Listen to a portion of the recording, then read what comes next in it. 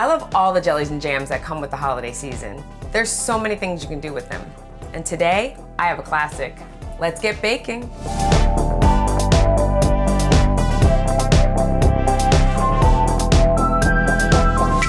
I want to show you how to make classic thumbprint cookies, but these will be vegan and gluten-free, and I'm going to use my homemade blueberry jam. To start making our cookies, we're going to need 3/4 cup of vegan butter. So I'm going to get this into the mixer and we're going to use the paddle and just get it nice and soft before we add anything else.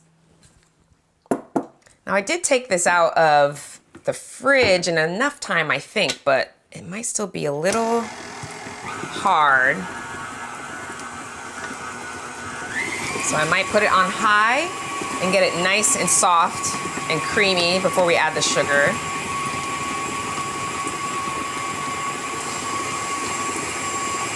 I'm gonna stop it a second and then get the stuff that's sticking around the edges pushed down. Grab my spatula.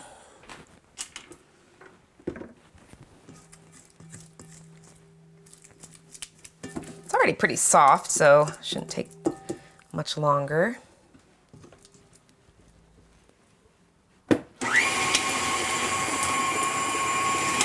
Get it on high.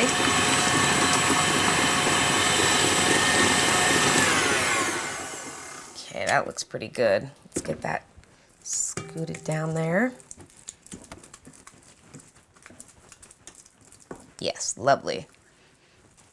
So it's a nice creamy texture.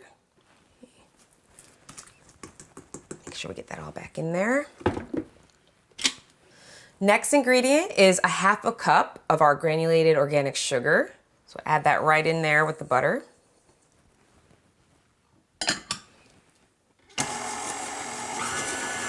You can go right to high, I think. All right, and let's scoop it down again.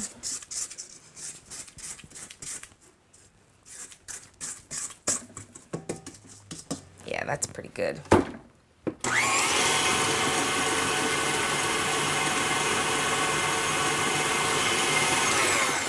Right. Next, we're gonna add 1 teaspoon of vanilla extract. Let's get my measuring spoon here.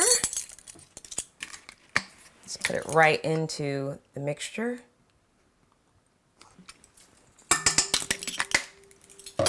Let's blend that.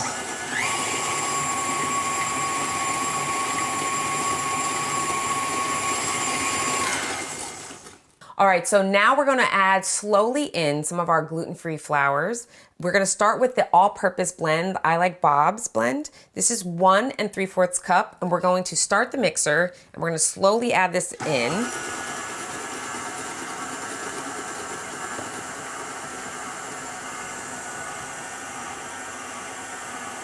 You can see it looks really dry, but again, this is gonna be a dough. It's not gonna be like a drop cookie. We're gonna wanna mold this cookie, so this is what we want.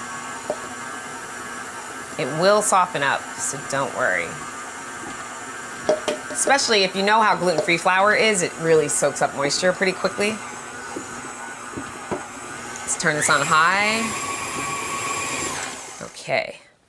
And now we're also going to add 1/2 cup of almond flour.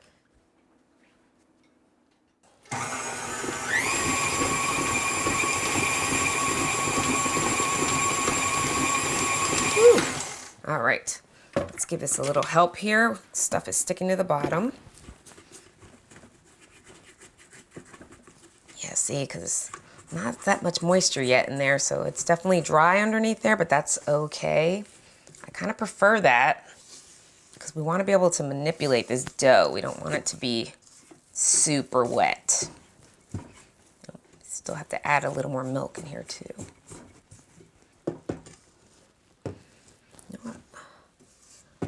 I might have to get like a harder spoon to get some of the stuff on the bottom.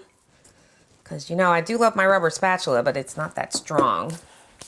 We're going to use this wooden spoon and just scrape up. If this happens to you, just scrape it up. It's got that really sandy effect, which is great. Scrape, scrape. All right. So I think that's good enough to get our final 2 ingredients in here. Let me just make sure we don't lose anything. All use a spoon to scrape off here. So next we're gonna add 1 teaspoon of xanthan gum, which if you've seen any of my other videos, you know I like to use this a lot. I don't know if I've ever shown you the package before though. This is a brand I really like. You can get it on Amazon. I'll have the link in the description below. So it's very basic. The brand is called It's Just, which is great because that's all this is the xanthan gum. So it's gonna help bind and soften our cookie. So we're gonna do 1 teaspoon. Scoop it out here. Okay, just put that right in. I'm gonna go ahead and also add the 2 tablespoons of almond milk. And these are our final 2 ingredients to get our dough formed.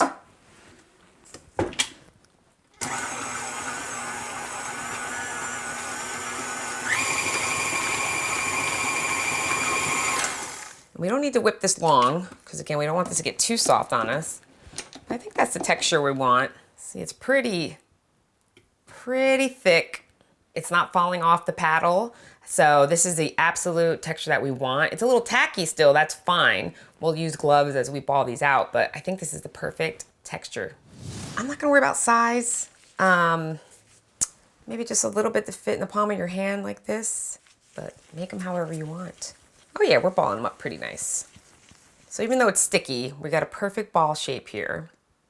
So let's just get these all lined up and then we'll worry about the jam after that.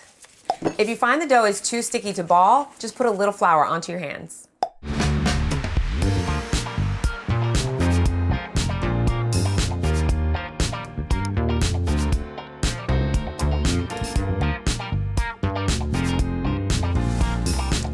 All right, we have our cookies all balled out. So now what we need to do is that little indentation where the jam is going to go. What I'm gonna use it's called thumbprints, so you could literally use your thumb or you can use a teaspoon if you have one that's round, perfectly round like this.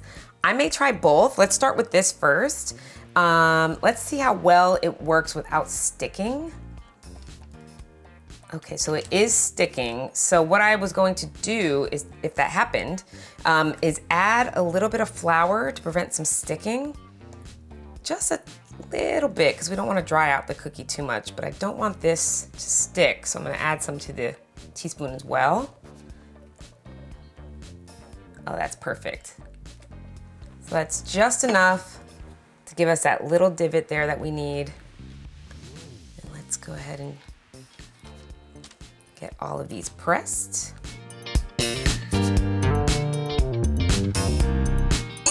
All right, these are so cute already.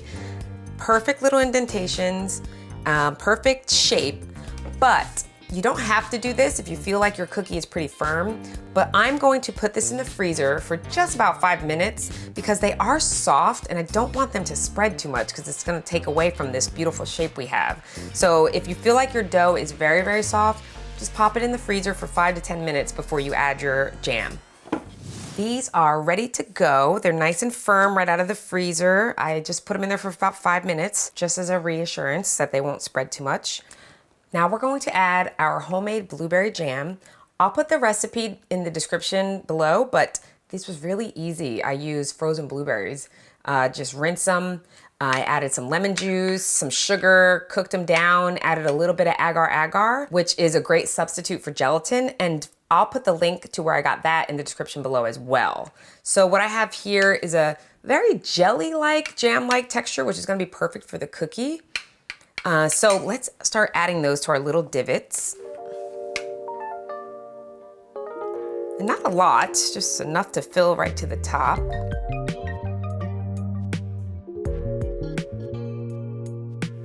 Oh, smells so good. So you don't need a lot, I have so much jam left over. And from our batter, I have probably about, I'd say like 6 or 7 more cookies in here. So it does make a good amount of cookies for a party or to give away or just to eat for yourself. So let's bake these at 350 for about 13 to 15 minutes.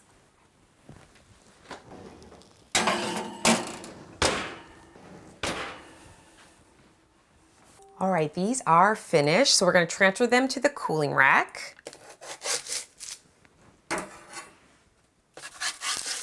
They look like they came out nice and crispy. They're still a little soft, so we definitely want these to cool at least for 10 minutes before serving. And you wanna make sure the jam is all set up. But they smell amazing. Okay, so we'll wait for these to cool and then we're gonna top them off with some powdered sugar. These are nice and cooled enough for us to put some powdered sugar on there to make them look extra cute. So I have some organic powdered sugar, just to make sure that it is vegan. Put it in my little strainer. You can use a sifter if you have one, but I'm just gonna throw it in here. And I'm doing it over this pan because I don't want powdered sugar to get everywhere. So I'm just keeping it on the cooling rack for now. And we're just gonna go ahead and make it look pretty. And any imperfections you might have had, like this is the greatest thing, is to just cover that up and make it snow on your cookie. I am so excited to try these because they smell so good. I mean, who would think that a simple little butter cookie with some blueberry jam would just give you a nice aroma, but it is. Feels like it's soft but crisp.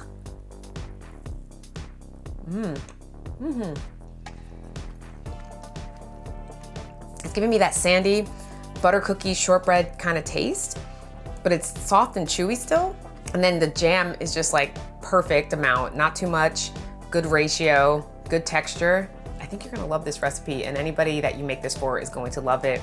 And they're not gonna care if it's vegan or gluten-free or both, which it is. Let me know in the comments if you try this. Thanks for watching. See ya.